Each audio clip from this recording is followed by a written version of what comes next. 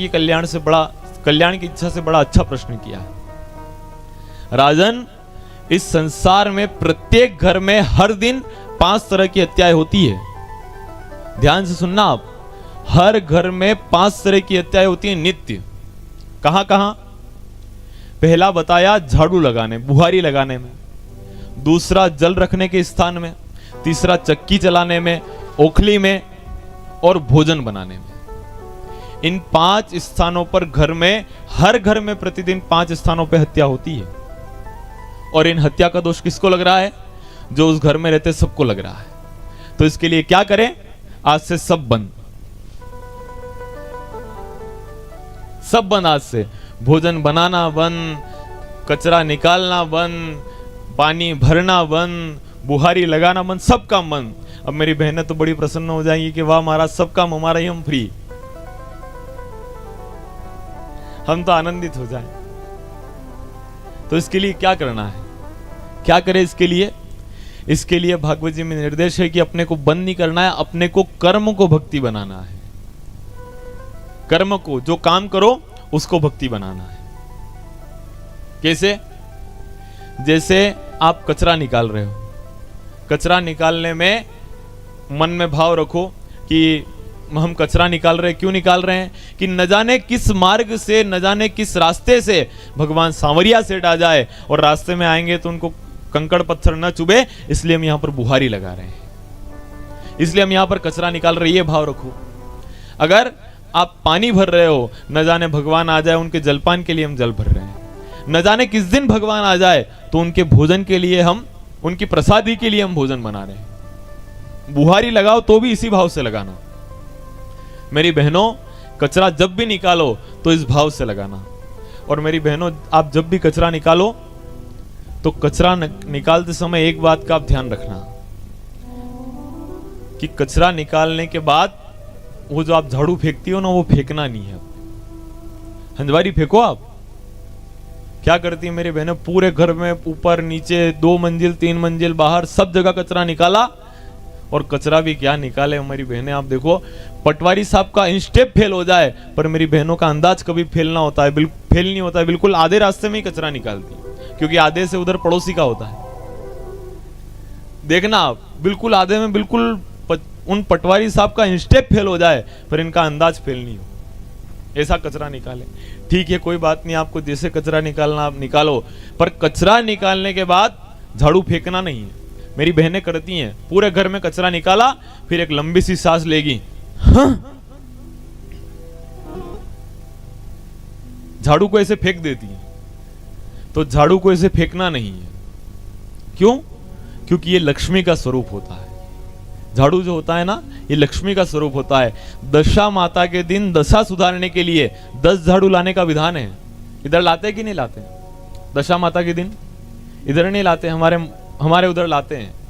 दशा माता के दिन दशा सुधारने के लिए 10 झाड़ू और पीली मिट्टी के लाने का विधान है। और उसका पूजन होता है, जब गृह प्रवेश होता है ना, उस झाड़ू का पूजन होता है, उसका सम्मान होता है कि ये हमारे घर से दारिद्र्य को बाहर निकालती है, इसका पूजन होता है। पर उसी को अगर आप फेंको तो फिर अच्छा नहीं है। इस झाड़ू से एक अडार तंत्र भी होता है। कुछ भी कर लिया, गरीबी नहीं जा रही है, बहुत प्रयत्न कर लिए, गरीबी नहीं जा रही है, तो एक अडार तंत्र भी होता है। एक झाड़ू लो और अमावस को उस झाड़ू से, पूरे घर में खाली अमावस उस झाड़ू से आप कचरा निकालो। 12 अमावस आप करेंगे और आप देखेंगे कि आपके घर से अलक्ष्मी चली गई है, अलक्ष्मी घर से चले जाएंगे। ऐसा झाड़ू से अडार तंत्र होता है। झाड़ू का पूजन का विधान है। और घर में जब भी झाड़ू रखो तो झाड़ू को आड़ी रखना और सीढ़ी को खड़ी रखना। सीढ़ी घर में कभी भी आड़ी नहीं रखना है। लोग क्या करते हैं, आड़ी रख देते हैं, पर इसके अपशगुन होते हैं। आड़ी कब रखते हैं पता है आप सबको? सीढ़ी आड़ी कब रखते हैं? जब मृत्यु के समय जब लेकर जाते हैं। इसलिए कभी भी सीढ़ी को आड़ी नहीं रखना और झाड़ू को खड़ी नहीं रखना। क्यों? क्योंकि लक्ष्मी का स्वरूप है और लक्ष्मी जी बैठी हुई अच्छी लगती है, खड़ी हुई लक्ष्मी अच्छी नहीं लगती। इसलिए घर में जब भी झाड़ू निकालो तो झाड़ू का सम्मान आप अवश्य करें। ये मेरी बहनों के काम की बात है। जब भी जल भरो तो भगवान के लिए, जब भी भोजन बनाओ तो भगवान के लिए।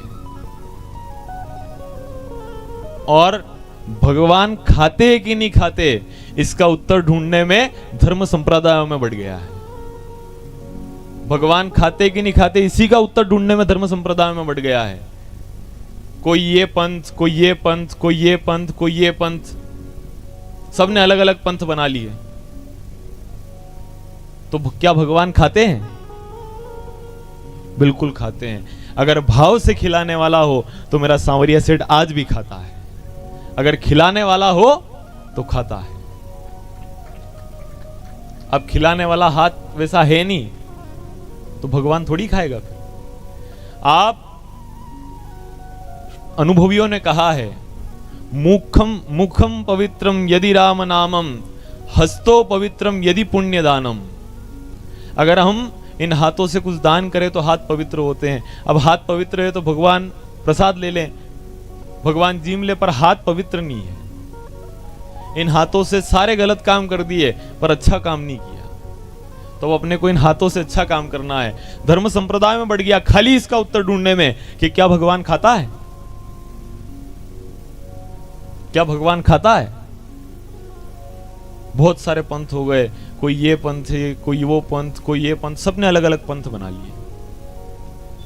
ये कहता है इनको मत मानो, ये कहता है मंदिर की छाया में से मत निकलो, पिताजी मर जाए तो अंतिम संस्कार मत करो, बुआ जी मर जाए तो गोरनी मत करो, विवाह में ये मत करो, भगवान के जाकर धोख मत दो। कह दिया सब गलत, रामायण गलत, गीता जी गलत, भागवत गलत, खाली वे कल्ला महाराज सही। नवी क्या है, क्या है? आप सब समझ गए, मतलब समझ गए ना?